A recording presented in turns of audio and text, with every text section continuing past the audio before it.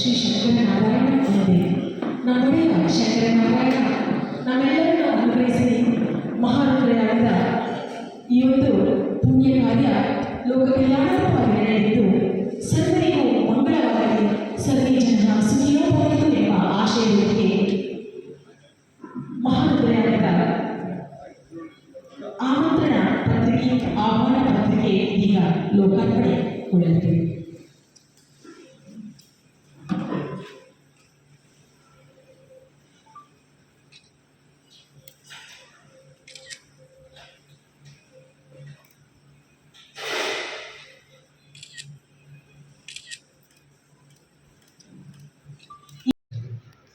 ಜನರಿಗೆ ಒಂದು ಧಾರ್ಮಿಕ ರೀತಿಯ ಭಾವನೆಯನ್ನು ಇನ್ನೂ ಕೂಡ ಮೂಡಿಸಬೇಕು ಅಂತ ಲೋಕ ಕಲ್ಯಾಣಕ್ಕೋಸ್ಕರ ಒಂದು ಮಹಾರುದ್ರ ಯಾಗವನ್ನು ಮಾಡಬೇಕು ಅಂತ ಒಂದು ಸಂಕಲ್ಪ ನನಗೆ ಬಂದಿದೆ.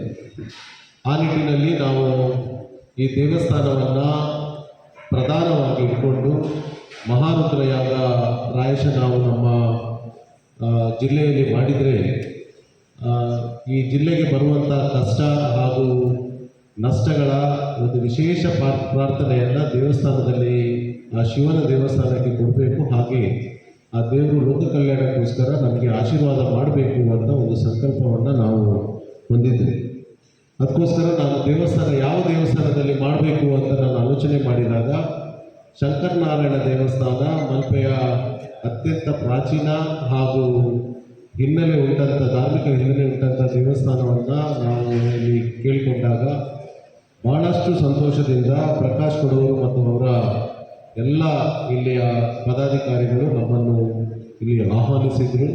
ಆ ನಿಟ್ಟಿನಲ್ಲಿ ಇಲ್ಲಿಯ ಈ ದೇವಸ್ಥಾನದ ಪ್ರಧಾನ ತಂತ್ರಿಗಳ ಮುಖಾಂತರ ನಾವು ದಿನವನ್ನು ಕೇಳಿದಾಗ ವಾದಿರಾಜ ತಂತ್ರಿಗಳು ದಿನವನ್ನು ಕೇಳಿದಾಗ ಇದೇ ಬರುವ ಮೇ 14ರಿಂದ 19ರ ತನಕ ನಮಗೆ ಒಂದು ಆ ದಿನಾಂಕವನ್ನು ಸೂಚಿಸಿದ ಪ್ರಕಾರ ಈ 5 ದಿವಸ ನಾವು ಒಂದು ಅತ್ಯಂತ ವಿಜೃಂಭಣೆಯಿಂದ ಅತ್ಯಂತ ಭಕ್ತಿಪೂರ್ವಕವಾಗಿ ಇಲ್ಲಿ ನಾವು ಮಹಾರುದ್ರಯಾಗವನ್ನು ಆಚರಿಸಿದ್ವು ಅಂತ ನಾವು ನಿರ್ಧಾರ ಮಾಡಿದ್ದೇವೆ. ಇದರ ಜೊತೆಗೆ ವಿಶೇಷ ಏನಂದರೆ ಲೋಕ ಕಲ್ಯಾಣ ಅಂತ ಏನಂದರೆ ಎಲ್ಲ ಬಡ ಮಹಿಳೆಯರಿಗೆ ಜನರಿಗೂ ಕೂಡ ಈ ಒಂದು ಮಹಾರುದ್ರ ಯಾಗದಲ್ಲಿ ಭಾಗವಹಿಸುವ ಒಂದು ಅವಕಾಶ ಸಿಗಬೇಕು ಅಂತ ಸಾಧಾರಣ 5,000 ಕುಟುಂಬಗಳು ಅಂದರೆ ಮಹಿಳೆ ಮತ್ತು ಪುರುಷರು ಸೇರಿ 5,000 ಕುಟುಂಬಗಳಿಗೆ ಇಲ್ಲಿ ಸಂಕಲ್ಪ ಮಾಡುವಂಥ ಒಂದು ವ್ಯವಸ್ಥೆಯನ್ನು ಕೂಡ ಈ ರುದ್ರಯಾಗದಲ್ಲಿ ನಾವು ಮಾಡ್ತಾ ಇದ್ದೇವೆ. 4 ದಿವಸ ನಿರಂತರವಾಗಿ ಹೋಮ ಮತ್ತು ಅದಕ್ಕೆ ಬೇಕಾದ ಎಲ್ಲ ಆಹ್ವಾನಗಳು ನಾವು ಇಲ್ಲಿ ತಯಾರು ಮಾಡೋದ್ರಿಂದ 5,000 ಕುಟುಂಬಗಳನ್ನು ಅಥವಾ ಇಲ್ಲಿ ಯಾರು ಸಂಕಲ್ಪ ಮಾಡಲಿಕ್ಕೆ ಬರ್ತಾರೆ ಅದನ್ನು ಪ್ರತಿದಿನವಾಗಿ 1,250ರಿಂದ 1,500 ಜನರಿಂದ ಸಂಕಲ್ಪ ಮಾಡಿಸಿ ಅವರ ಮುಖಾಂತರವೇ ಯಾಗವನ್ನು ಮಾಡಬೇಕು ಅಂತ ನಾವು ಚಾಲನೆ ಕೊಡಬೇಕು ಅಂತ ನಿರ್ಧರಿಸಿದ್ದೇವೆ. ಪ್ರತಿ ಮನೆಯ ಬಡ ಮನೆಯ ಮಹಿಳೆಯರಿಗೆ ಮತ್ತು ಜನರಿಗೂ ಕುಟುಂಬಗಳಿಗೂ ಇದೊಂದು ದೊಡ್ಡ ರುದ್ರಯಾಗದಲ್ಲಿ ಮಹಾರುದ್ರಯಾಗದಲ್ಲಿ ಭಾಗವಹಿಸುವ ಒಂದು ಅವಕಾಶವನ್ನು ನಾವು ಇವತ್ತು ಮಾಡಿಕೊಂಡಿದ್ದೇವೆ. ಖಾಲಿ ರುದ್ರಯಾಗದ ಜೊತೆಗೆ ನಮ್ಮಲ್ಲಿ ಅನೇಕ ಯುವಕರು ಇವತ್ತು ವಿದ್ಯಾವಂತರಿದ್ದಾರೆ. ಅವರಿಗೆ ತನ್ನ ಉದ್ಯೋಗ ಸಿಗುವಲ್ಲಿ ಸ್ವಲ್ಪ ಕಷ್ಟ ಆಗ್ತದೆ. ಈ ದೇವಸ್ಥಾನವನ್ನು ಪ್ರಧಾನ ಕೇಂದ್ರ ಬಿಂದುವಾಗಿ ಇಟ್ಕೊಂಡು ಶಂಕರನಾರಾಯಣ ದೇವರ ಆಶೀರ್ವಾದದಿಂದ ಒಂದು ದೊಡ್ಡ ಉದ್ಯೋಗ ಮೇಳವನ್ನು ಇಲ್ಲಿ ಮಾಡುವಂಥದ್ದು ಒಂದು ದೊಡ್ಡ ಸಂಕಲ್ಪವನ್ನು ನಾವು ಇಟ್ಕೊಂಡಿದ್ದೇವೆ. ಇದಕ್ಕೆ ನಮಗೆ ಎನ್ರೋಲ್ ಆಗಿದೆ. ನಮ್ಮ ಟಾರ್ಗೆಟ್ ಇದೆ 100 ಕಂಪನಿಗಳನ್ನು ಇಲ್ಲಿ ಈ ಉದ್ಯೋಗ ಮೇಳದಲ್ಲಿ ನಾವು ಈ ಶಂಕರನಾರಾಯಣ ದೇವರ ಸನ್ನಿಧಿಯಲ್ಲಿ ತಂದು ಕನಿಷ್ಠ ಮಟ್ಟದಲ್ಲಿ ಒಂದು 2,000ರಿಂದ 3,000 ಯುವಕರಿಗೆ ಉದ್ಯೋಗ ಕಲ್ಪಿಸಿಕೊಡುವಂಥ ಒಂದು ಕಾರ್ಯಕ್ರಮವನ್ನು ಕೂಡ ನಾವು ಈ ದೇವರ ಸನ್ನಿಧಿಯಲ್ಲಿ ಹಾಕ್ಕೊಟ್ಟಿದ್ದೇವೆ ಅಂತ ಹೇಳಲಿಕ್ಕೆ ನನಗೆ ಖುಷಿ ಆಗ್ತಾ ಇದೆ.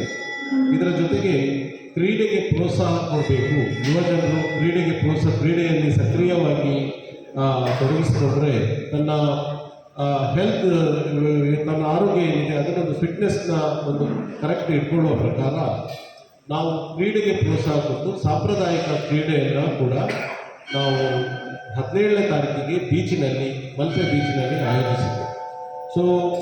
ಇಲ್ಲಿ ಒಂದು ಧಾರ್ಮಿಕ ರೀತಿಯ ಕಾರ್ಯಕ್ರಮ ಒಂದು ದೊಡ್ಡ ರೀತಿಯಲ್ಲಿ, ಮತ್ತೊಂದು ಉದ್ಯೋಗ ಕೊಡಿಸುವಂಥ ಒಂದು ದೊಡ್ಡ ರೀತಿಯಲ್ಲಿ, ಇದರ ಜೊತೆಗೆ ಆರೋಗ್ಯ ಮತ್ತು ಬಡ ಜನರಿಗೆ ಆರೋಗ್ಯ ಒಂದು ಕೊಡುವಂಥ ಒಂದು ನಿಟ್ಟಿನಲ್ಲಿ ನಾವಿಲ್ಲಿ ಆರೋಗ್ಯದ ಒಂದು ತಪಾಸಣೆ ಶಿಬಿರವನ್ನು ಕೂಡ ಈ ಒಂದು 5 ದಿನದಲ್ಲಿ 18ನೇ ತಾರೀಕಿನಂದು ನಾವು ಮಾಡ್ತಾ ಇದ್ದೀವಿ. ಸೊ ಅಂದರೆ ಬಡ ಜನರಿಗೆ ಈ ಒಂದು ನಮ್ಮ ಧಾರ್ಮಿಕ ಕ್ಷೇತ್ರದಲ್ಲಿ ಎಲ್ಲ ರೀತಿಯ ಒಂದು ಅನುಕೂಲ ಆಗಬೇಕು ಅಂತ ಒಂದು ದೊಡ್ಡ ಸಂಕಲ್ಪವನ್ನು ನಾವು ಈ ಸಂದರ್ಭದಲ್ಲಿ ಒಂದು ಹಂಚಿಕೊಂಡು ಒಂದು ಒಳ್ಳೆಯ ರೀತಿಯ ಯಾಗವನ್ನು ನಮ್ಮ ಜಿಲ್ಲೆಯಲ್ಲೇ ಇಷ್ಟು ತನಕ ಆಗಲಿಲ್ಲ ಅಂತ ಹೇಳ್ತಾರೆ. ಆದರೂ ಹಲವು ವರ್ಷದ ಮೊದಲು ಈ ಜಿಲ್ಲೆಯಲ್ಲಿ ಆಗಿದೆ ಅಂತ ಜನರು ಹೇಳ್ತಾರೆ. ಆದರೆ ಮಹಾರುದ್ರಯಾಗ ಒಂದು ಲೋಕ ಕಲ್ಯಾಣಕ್ಕೋಸ್ಕರ ಮಾಡಿದರೆ ಪ್ರಾಯಶಃ ದೇವರ ಅನುಗ್ರಹ ನಮ್ಮ ಎಲ್ಲ ಜಿಲ್ಲೆಯ ಜನರಿಗೆ ಸಿಗಲಿಕ್ಕೆ ಕಾರಣ ಆಗ್ತದೆ ಅಂತ ಒಂದು ನಾವು ಸಂಕಲ್ಪವನ್ನು ನಾವು ಮಾಡಿಕೊಂಡು 15ನೇ ತಾರೀಕಿಗೆ ನಮ್ಮ ಮುಜರಾಯಿ ಸಚಿವರಾದ ಶ್ರೀ ರಾಮಲಿಂಗ ರೆಡ್ಡಿ ಅವರು ಇಲ್ಲಿ ಬಂದು ಈ ಕಾರ್ಯಕ್ರಮವನ್ನು ಉದ್ಘಾಟನೆ ಮಾಡಲಿಕ್ಕಿದ್ದಾರೆ. ಅವರ ಜೊತೆಗೆ ಶ್ರೀ ಮಹರ್ಷಿಯಾದ ಆನಂದ್ ಗುರೂಜಿ ಕೂಡ ಬಂದು ಆಶೀರ್ವಚನ ನೀಡಿ ನಮ್ಮ ಜನರನ್ನು ಒಂದು ಧಾರ್ಮಿಕ ರೀತಿಗೆ ಪ್ರೋತ್ಸಾಹ ಕೊಡುವಂಥ ಒಂದು ವಿಶೇಷವಾದ ಕಾರ್ಯಕ್ರಮದಲ್ಲಿ ಅವರು ಭಾಗವಹಿಸುತ್ತಾರೆ. ಅದೇ ರೀತಿಯಲ್ಲಿ 16ನೇ ತಾರೀಕಿಗೆ ಆರೋಗ್ಯ ಶಿಬಿರವನ್ನು ನಮ್ಮ ಡಿಸ್ಟ್ರಿಕ್ಟ್ನ ಜಿಲ್ಲಾ ಸರ್ಜನಾದ ಡಾಕ್ಟರ್ ಅಶೋಕ್ ಅವರು ಉದ್ಘಾಟಿಸಲಿಕ್ಕಿದ್ದಾರೆ. ಆಮೇಲೆ ಸಭಾ ಕಾರ್ಯಕ್ರಮದಲ್ಲಿ ಕಣಿಯೂರು ಮಠದ ಶ್ರೀ ವಿದ್ಯಾವಲ್ಲಭ ತೀರ್ಥ ಸ್ವಾಮೀಜಿಯವರು ಬಂದು ಆಶೀರ್ವಾದ ಕೊಡಲಿಕ್ಕೆ ಇದ್ದಾರೆ. ಅನೇಕ ರಾಜಕೀಯ ಮುಖಂಡರು, ಉದ್ಯಮಿಗಳು ಮತ್ತು ಸಾಮಾಜಿಕ ಚಿಂತನೆ ಉಳ್ಳ ಮುಖಂಡರು ಕೂಡ ಅದೇ ದಿವಸ ಇಲ್ಲಿ ಭಾಗವಹಿಸಲಿಕ್ಕೆ ಇದ್ದಾರೆ. 17ನೇ ತಾರೀಕಿಗೆ ರುದ್ರಯಾಗದ ಜೊತೆಗೆ ಆ ದಿವಸ ನಾವು ನಮ್ಮ ಕ್ರೀಡೆಗೆ ಸ್ವಲ್ಪ ಪ್ರೋತ್ಸಾಹ ಮಾಡಬೇಕಂತ ಮಲ್ಪೆ ಬೀಚಲ್ಲಿ ಒಂದು ದೊಡ್ಡ ಕ್ರೀಡೆಯನ್ನು ನಾವು ಆಯೋಜಿಸಲಿಕ್ಕಿದ್ದೇವೆ. ಅದನ್ನು ನಮ್ಮ ಪೊಲೀಸ್ ವರಿಷ್ಠಾಧಿಕಾರಿಯಾದ ಶ್ರೀ ಹರಿರಾಮ್ ಶಂಕರ್ ಅವರು ಉದ್ಘಾಟಿಸಲಿಕ್ಕಿದ್ದಾರೆ. ಅದೇ ರೀತಿ ಸಂಜೆ ನಮ್ಮ ಕರಾವಳಿಗೆ ಅತ್ಯಂತ ಉತ್ತೇಜನ ನೀಡುವ, ಆರ್ಥಿಕ ಮಟ್ಟದಲ್ಲಿ ಉತ್ತೇಜನ ನೀಡುವಂಥ ಒಂದು ವಲಯ ಅಂತ ಹೇಳಿದ್ದು ಮೀನುಗಾರಿಕೆ ವಲಯ. ಮೀನುಗಾರಿಕೆಗೆ ಈಗ ಸಾಕಷ್ಟು ಆರ್ಥಿಕ ಸಂಕಷ್ಟ ಬಂದಿದೆ ಅಂತ ನಮ್ಮ ಕಾಶಿ ಮಠದ ಸ್ವಾಮೀಜಿಗಳನ್ನು ಕರೆಸಿ, ಪುರೋಹಿತರನ್ನು ಕರೆಸಿ ಅಲ್ಲಿ ಒಂದು ಗಂಗಾರತಿ ಮಾಡುವಂಥ ಒಂದು ಕಾರ್ಯಕ್ರಮವನ್ನು ಕೂಡ ನಾವು ಇವತ್ತು ಹಂಚಿಕೊಂಡಿದ್ದೇವೆ. ಅದೇ ನಮ್ಮ ರಾಜ್ಯ ಸರ್ಕಾರದ ಮಾನ್ಯ ಉಪಮುಖ್ಯಮಂತ್ರಿಗಳಾದ DK ಶಿವಕುಮಾರ್ ಅವರು ಬರ್ತಾರೆ ಅಂತ ನಮಗೆ ಹೇಳಿದ್ದಾರೆ. ಸೊ ಅದರ ಜೊತೆಗೆ ಸಾಂಸ್ಕೃತಿಕ ಕಾರ್ಯಕ್ರಮದಲ್ಲಿ ಶಿವಗಾನಾಮೃತ ಮಂಗ್ಲಿ ಹಾಗೂ ತಂಡ, ಹೈದರಾಬಾದ್ನ ಮಂಗ್ಲಿ ಹಾಗೂ ತಂಡ ಅವರು ಒಂದು ಅತ್ಯಂತ ದೊಡ್ಡ ರೀತಿಯ ಒಂದು ಮನೋರಂಜನಾ ಕಾರ್ಯಕ್ರಮವನ್ನು ಕೂಡ ಅವರು ಕೊಡಲಿಕ್ಕೆ ಇದೆ. 18ನೇ ತಾರೀಕಿಗೆ ಉದ್ಯೋಗ ಮೇಳ ಇಲ್ಲಿ ಉದ್ಘಾಟನೆ ಆಗ್ತದೆ. ನಮ್ಮ ರಾಜ್ಯದ ವಿಧಾನಸಭೆಯ ಸಭಾಧ್ಯಕ್ಷರಾದ UT ಖಾದರ್ ಅವರು ಉದ್ಯೋಗ ಮೇಳವನ್ನು ಉದ್ಘಾಟಿಸಿ ಮಣಿಪಾಲ ಯೂನಿವರ್ಸಿಟಿಯ ಪ್ರೋ ಚಾನ್ಸಲರ್ ಆದ HS ಬಳ್ಳಾಲ್ ಅವರ ಉಪಸ್ಥಿತಿಯಲ್ಲಿ ಅದು ಈ ಕಾರ್ಯಕ್ರಮ ನಡೀಲಿಕ್ಕೆ ಇದೆ. ನನ್ನದೇ ಸಂಸ್ಥೆಯಾದ ಸರ್ಲತಾ ಇನ್ಸ್ಟಿಟ್ಯೂಷನ್, ನನ್ನ ಸಹೋದರಿ ಡಾಕ್ಟರ್ ದಿವ್ಯಾ ರಾಣಿ ನಡೆಸ್ತಾ ಇದ್ದಾರೆ. ಆ ಸಂಸ್ಥೆಯ ಮೂಲಕ ಒಂದು ದೊಡ್ಡ ಉದ್ಯೋಗ ಮೇಳವನ್ನು ಕೂಡ ಇಲ್ಲಿ ಆಯೋಜಿಸಿ ಇದಕ್ಕೆ ಅನೇಕ ಗಣ್ಯರು, ಚೇಂಬರ್ ಆಫ್ ಕಾಮರ್ಸ್ನ ಅಧ್ಯಕ್ಷರು, ಉಡುಪಿಯ ಕಮಿಷನರ್ನವರು, ಇವರೆಲ್ಲ ಈ ಕಾರ್ಯಕ್ರಮಕ್ಕೆ ಭಾಗವಹಿಸ್ತಾ ಇದ್ದಾರೆ. ಸಾಧಾರಣ 3,000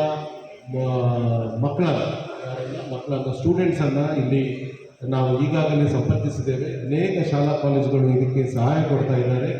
ಸೊ 3,000 ಜನರಲ್ಲಿ ಕನಿಷ್ಠ ಮಟ್ಟದಲ್ಲಿ ನಾವು 2,000 ಜನರಿಗಾದರೂ ಉದ್ಯೋಗವನ್ನು ಕಲ್ಪಿಸಬೇಕು. ಅದು ಕೂಡ ಇದರಲ್ಲಿ ITI ಮತ್ತು PUC ಕಲಿತ ಮಕ್ಕಳಿಗೆ ಹೆಚ್ಚು ಆದ್ಯತೆಯನ್ನು ನಾವು ಕೊಟ್ಟು ನಮ್ಮಲ್ಲಿ PUC ಮತ್ತು ITI ಕಲಿತ ಮಕ್ಕಳಿಗೆ ಉದ್ಯೋಗವನ್ನು ಕೊಡಬೇಕು ಅಂತ ನಾವು ಇಲ್ಲಿ ನಿರ್ಧರಿಸಿದ್ದೇವೆ.